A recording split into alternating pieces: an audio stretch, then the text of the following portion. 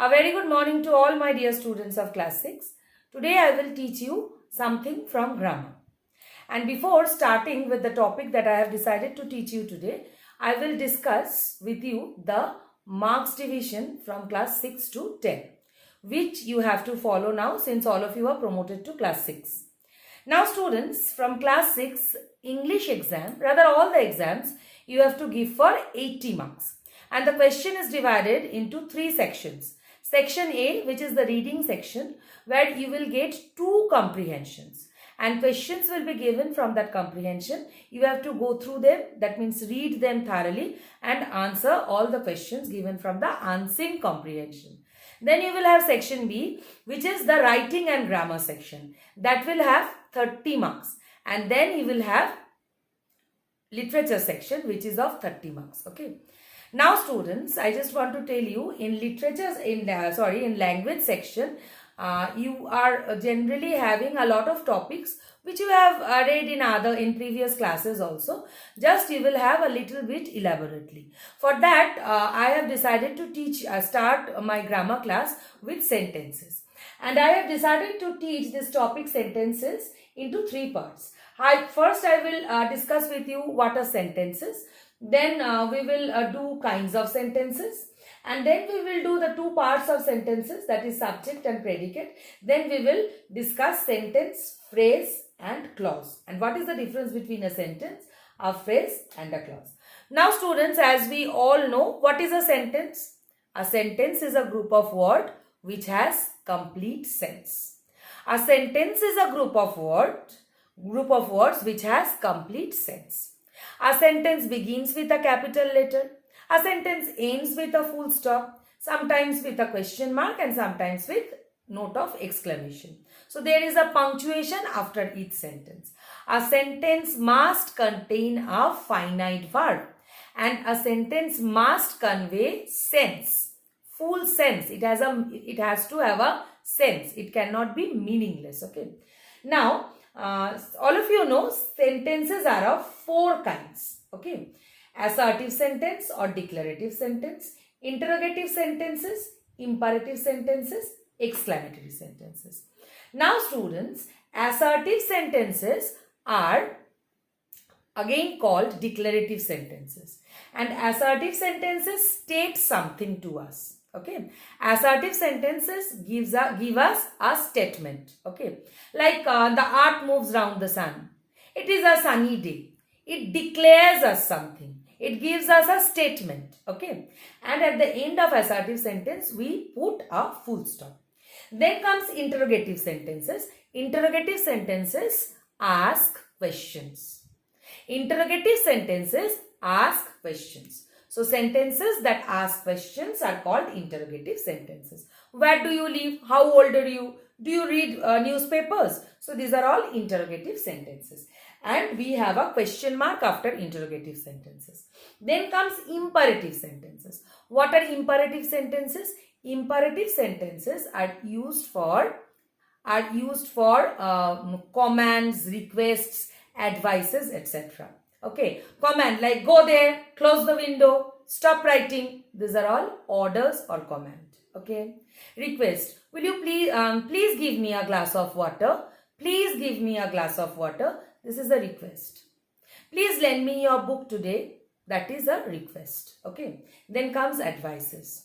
There are many advices that we generally give. Practice maths every day. Okay.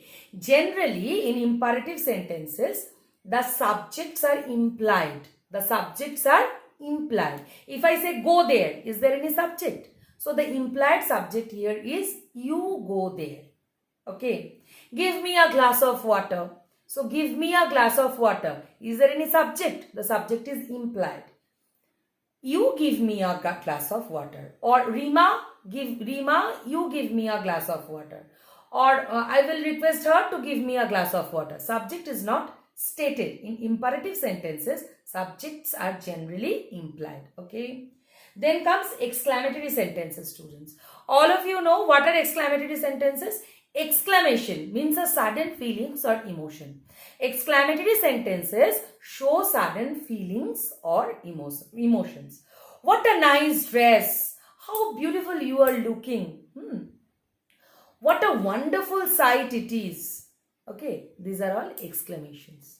Alas, we have lost the match. These are all sudden feelings, exclamations. The speaker exclaims something, maybe with joy, maybe with wonder, maybe with sorrow. Okay, these are all exclamatory sentences. Now students, the definitions are something which you have studied in previous classes also. And as we all know, from class 6 onwards in exam, you are not going to have any definitions. Definitions are for understanding. So, whichever grammar book you are having at home, you will find the definitions of assertive, interrogative, imperative and exclamatory sentences. You will read the definitions. If you want, you can write them in your copies also for your understanding.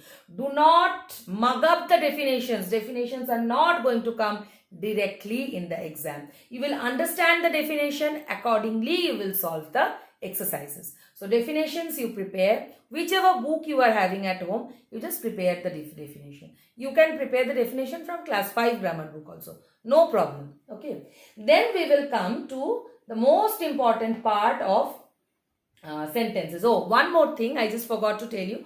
While you will study the definitions, you will read a lot of examples also, because examples are something which will show you how to implement your grammatical knowledge. Understood? So read the examples also. Then the most important part of sentence is subject and predicate. Students, we know there are many sentences, as I have just told you now, for imperative sentences where the subject is implied. Just keep away the thought from your mind. The beginning of the sentence is subject and the rest of the part is predicate. Don't have this notion in your mind. Just you have to keep in mind subjects are something. Subject is something which tells us about the predicate. Okay? Understood? Like if I say an interrogative sentence, where do you live? Now many students in exam generally make the mistake, they underline where as subject, but where is not the subject here. Where do you live? So who is the subject? Who lives? You. So you is the subject, rest of the part is predicate. Understood? That is something which you have to know in class 6 onwards, that is the detailed thing you should know. Like give me a book. Now in this sentence, if you are asked to divide the sentence into subject and predicate, give me a book. So don't think give is in the beginning, so it's a subject. No. So as I told you, you is the subject which is implied. So give me a book, the whole part is predicate. And within within a bracket, you will write you, which is the subject, which is implied here. So subject and predicate. Subject is the person or thing about which something is said in the sentence. Subject, I am a teacher, you are a student. So subject is the person or thing about which something is said. And predicate tells us about the subject. Predicate tells us about the subject. You are a footballer. So you is the subject here. Are a footballer is a predicate. And when we will study the predicate part, there we will see that in the beginning I told you that a sentence must contain a finite verb. So the predicate contains the verb part and the complement or object part. The verb and the rest of the part is predicate. So subject is the person or thing and predicate is the verb and the object or complement part. Like there is a shop, there is a shop near my house. There is a shop near my house. So in this sentence, a shop is the subject and the rest of the part is predicate. About what we are telling? A shop.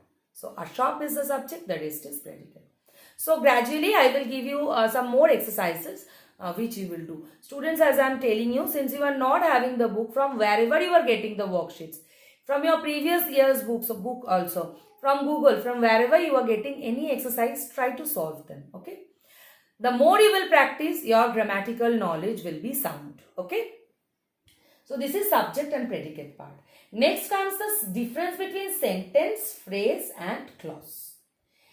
There is one thing common in all these three things. Sentence is a group of words. A phrase is also a group of words. A clause is also a group of words. But there is a difference. A sentence makes full sense. So all these three are group of words. Sentence has full sense. Phrase do not have complete sense. And clause has sense but not complete sense. Okay. And sentence must contain a finite verb. Phrases do not contain any finite verb. And clause contain a verb, but clause is not having the complete sense. Clause is not carrying the complete sense. A clause cannot be used separately as an entity, as a sentence. Like, the boy who sits beside me is my friend. The boy who sits beside me is my friend. So, here in this sentence, who sits beside me is the clause. Now, sits is the verb. In this sentence, in this clause, we are having a verb. But if we take out the clause part, who sits beside me, and write it as a separate entity, it will not contain a full meaning, full sense. So, clauses do not have a full meaning. It has to be accompanied with the sentence. A clause must accompany a sentence. Understood? So, this is what you have to learn. These are the things that I have told you. Okay. Now, students, this I will give. After this video, I will give you some worksheets, and after understanding this, you just try to solve the worksheet. Okay. So, bye for today. Have a good day.